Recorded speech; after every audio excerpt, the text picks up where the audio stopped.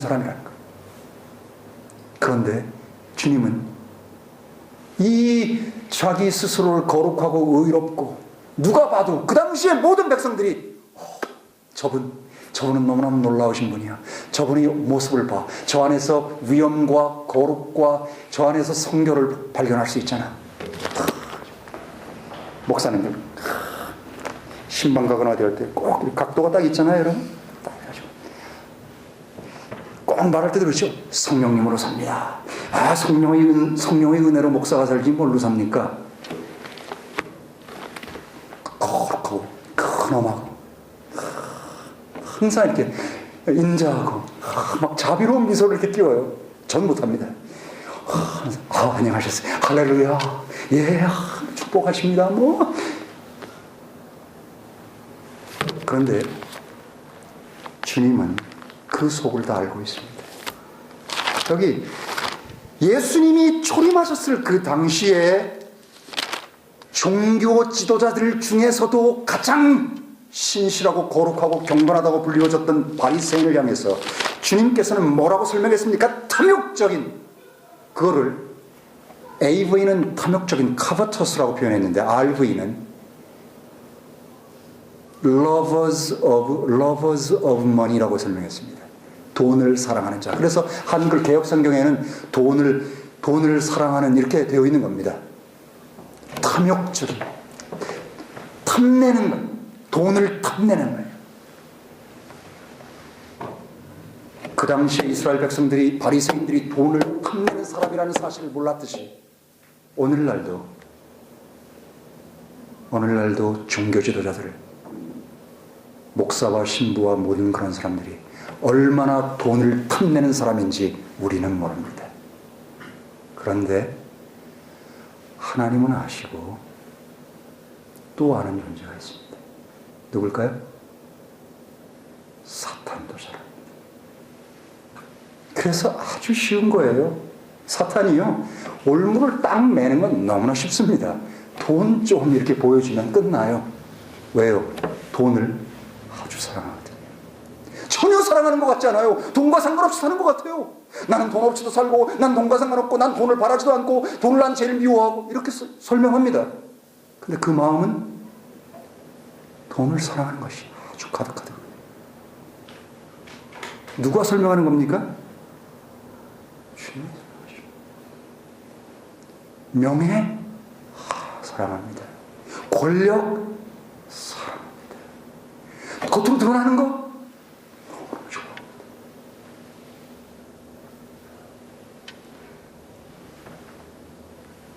무지하게 많은 수의 오늘날 종교 지도자들이 이 모양 있고,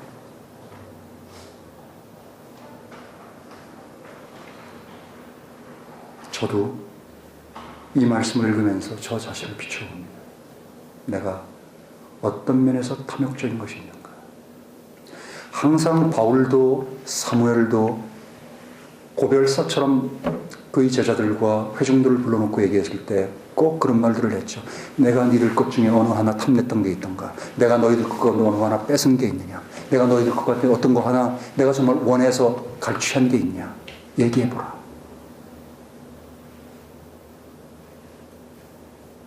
저 역시 마찬가지입니다. 여러분이 미약한 것도 있지만 여러분이 미약하지 않아도 제가 원치 않는 건 제 마음에 혹여라도 들 수 있는 이 탐심 때문에 지배하려는 마음, 명예를 누리고 싶어하는 마음, 권세를 부리면서, 여러분 옛날이나 지금이나 똑같잖아요. 여러분 초림 때나 재림 때나 똑같은 겁니다. 주님이 오실 때요. 그들은 역시 좌석의 상석에 항상 앉습니다. 항상 문안받습니다. 항상 긴 옷을 입고 항상 경건하고 항상 그러지만 주님은 이 회칠한 무덤아, 주님 알고 계시는 겁니다. 그들 속을요. 돈을 너무나 좋아하거든요.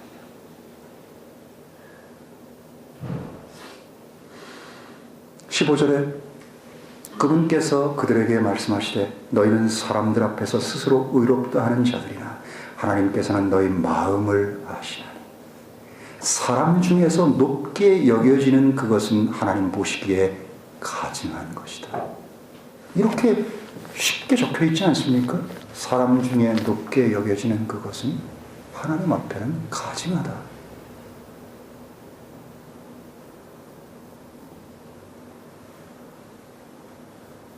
율법과 대언자들은 요한 때까지요. 그때 이후로는 하나님의 왕국이 선포되어 사람마다 그리로 밀고 들어가느니라. 이제는 더 이상 바리새인 너희들이 가르치는 것처럼 그러한 율법을 들이대면서 그것을 하는 것 가지고 하나님의 왕국이 이제는 임하지 않는다는 겁니다.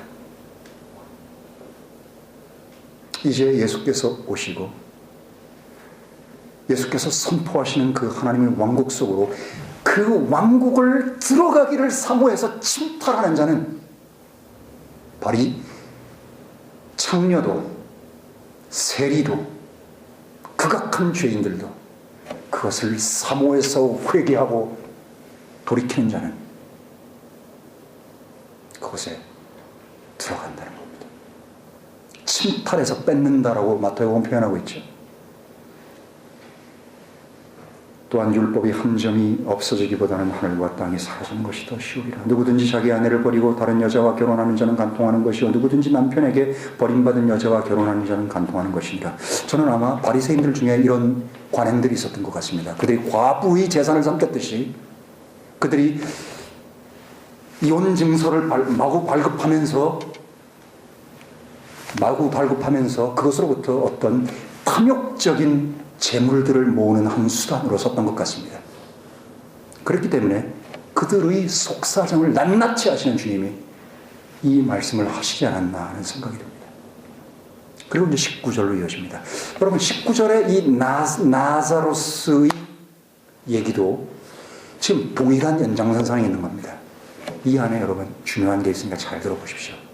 우리가 지금 배운 건 뭡니까? 불의의 만몬으로 친구를 사귀라는 거하고 하나님과 만몬을 겸하여 섬길 수 없다라는 것하고 여기 하나가 되어 있습니다. 여러분 이 말을 우리가 마음으로 즐겁게 깨달을 수 있기를 정말 바랍니다. 제가 19절부터 시작해서 마지막까지 읽고 나서 여러분에게 묻겠습니다. 이 중에서 가장 중요한 구절이 어떤 것이라고 생각하는지 그럼 대답하셔야 됩니다. 19절 어떤 부자가 있어 자주색옷과 고운 아마포 옷을 입고 날마다 호화로이 지내는데 나사로라 하는 어떤 거지는 헌데 투성인 채로 부자의 대문 앞에 누워 부자의 식탁에서 떨어지는 부스러기로 배를 채우기를 소원하며 심지어 개들이 와서 헌대를 할더라. 이에 그 거지가 죽어 천사들에 의해 아브라함의 품으로 옮겨지고 그 부자도 죽어 장사되매 그가 지옥에서 고통 중에 눈을 들어 멀리 아브라함과 그의 품에 있는 나사로를 보고 울부짖어 말하되 아버지 아브라함이여 제게 긍휼을 베푸사 나사로를 보내어 손가락 끝에 물을 적시어 제 혀를 서늘하게 하소서. 제가 이 불꽃 가운데서 고통을 받나이다 하더라. 그러나 아브라함이 말하되 아들아 너는 평생에 좋은 것을 받았고 나사로는 나쁜 것을 받았음을 기억하라. 이제 그는 위로를 받고 너는 고통을 받느니라. 이 모든 것 외에도 우리와 너희 사이에는 크고 깊이 갈라진 틈이 놓여 있어 여기서 너희에게 건너가고자 해도 할 수 없고 거기서 오고자 해도 우리에게 건너올 수 없느니라. 그가 말하되 그러면 아버지여 간구하오니 나사로를 제 아버지의 집으로 보내소서. 제게 형제 다섯이 있으니 그들에게 증거하게 하여 그들로 이 고통의 장소에 들어오지 않게 하소서 하거늘 아브라함이 말하되 그들에게 모세와 대언자들이 있으니 그들의 말을 들을 것이니라. 그가 말하되 아니옵니다. 아버지 아브라함이여 만일 죽은 자들로부터 그들에게 가는 사람이 있으면 그들이 회개하리이다. 아브라함이 말하되 그들이 모세와 대언자들의 말을 듣지 아니하면 비록 죽은 자들로부터 일어나는 사람이 있을지라도 고난을 받지 아니하리라 하셨다 하시니라. 여러분은 지난주에 이것들을 몇 번씩 읽으셨고 묵상하셨고 공부하셨고 지금 오늘 제가 읽을 때 듣고 눈으로 보셨습니다.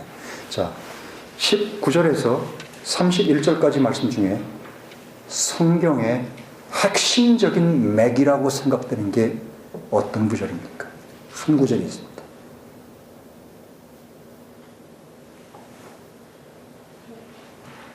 자, 우리 승민이 제가 겁없이 말하려고 하네요. 네, 몇 절이죠? 31절이라고 내가 할 줄 알았습니다. 그러면 이제 그 다음에 누가 할까요? 우리 박정희님. 20절. 20절이요? 네. 20절. 네, 20절. 또 다른 분이요? 30절. 30절이라고 내가 또 할 줄 알았어요. 31절 아니라고 하니까 이제 30절이죠. 뭐 중요한 절입니다, 다. 20절도, 30절도, 31절도. 근데 여러분이 이것들을요, 반복해서 읽고 읽는데, 그냥 반복해서 읽고 읽으면 안 됩니다. 성경 안에서 정말 하나님이 우리에게 가르쳐 주고자 하는 것이 무엇인지를 반복적으로 계속해서 나오는데 내가 그렇게 듣기 싫어하는 거. 이 말이 중요해요. 내가 그렇게 듣기 싫어하는데 자꾸 반복해서 말하는 그 구절이 무엇이냐고 이 안에서 찾으시면 그것이 핵심적인 구절입니다. 형민형제 25절. 그렇죠. 여러분 25절. 여러분 이 25절이 우리가 깨닫고 받아들일 수 있는 마음과 이해력과 통찰력이 있다면 얼마나 좋을까. 이걸 한마디로 표현하면 여러분 뭐라고 표현할 수 있습니까? 제가 수없이 외치는 얘기입니다. 십자가의 진리입니다. 십자가의 진리예요. 여러분 현 세상과 오는 세상의 중간에 뭐가 있다고 그랬습니까? 십자가가 있다고 그랬습니다. 여기 뭐라고 설명하고 있습니까?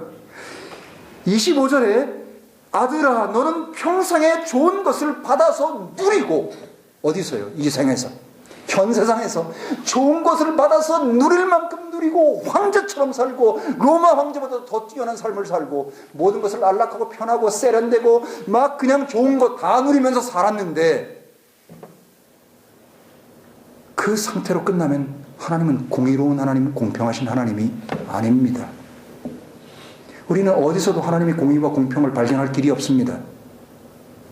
그래서 여러분 심판이 있는 겁니다. 너는 그렇게 살았지만 나사로는 그렇게 살지 못했다는 거예요. 저는 이것을 가지고 어떤 구원의 원리를 설명하는 게 아닙니다. 여기는 정확한 개념이 있습니다. 십자가의 진리인데 이 현 세상에서 누리고 사는 사람은요, 오는 세상에서 받아 누릴 게 없다는 겁니다. 이 두려운 사실을 받아들일 준비가 되어 있죠. 이 세상에서 거지 발세기처럼 추하고 헐벗고 힘들고 끼니도 얻기 힘들고 미움받고 헌대를 개들이 와서 핥고 빵 부스러기 주워 먹으려고 하고 그런 삶을 살았던 나사로는 현 세상에서 아무것도 얻지 못했지만 그는 오는 세상에서 아브라함의 품속에 있게 되었다는 사실입니다. 이것이 성경의 가르침입니다. 오늘날로 보면 두 명의 교회 다니는 사람이 있습니다. 교회 다니는 사람이. 나사로와 부자. 누가 믿음 좋은 사람입니까? 누가 믿음 좋은 사람이에요? 부자예요. 교회 안에서 누가 저렇게 되려고 하는 신앙생활의 표본이 됩니까? 나사로입니까? 아닙니다. 부자입니다. 아, 부자 믿음 좋아. 우리도 그렇게 돼야지 돼. 그저 그냥 하나님 앞에 외치고 외쳤더니 그냥 축복에 막 복을 따따블로 막 주시고, 이걸 다 원합니다. 왜요? 몸 속에 들어있는 육 때문에요. 몸 속에 들어있는 플래시, 사르크스는요, 본질적으로 땅에 속한, 흙에 속한 이 세상의 것들을 사랑하고 애착하고 집착하고 매달리는 게 있기 때문입니다. 그렇기 때문에 몸에 속한 이 육을, 곧 옛사람을 처리하는 유일한 길이 십자가, 옛사람이 십자가에 못 박히는 것 밖에는 없습니다. 십자가 없는 어떠한 신앙생활도 존재하지 않는 겁니다. 주님은 우리들에게 얘기하십니다. 이 되어지는 모든 것들을 살피라는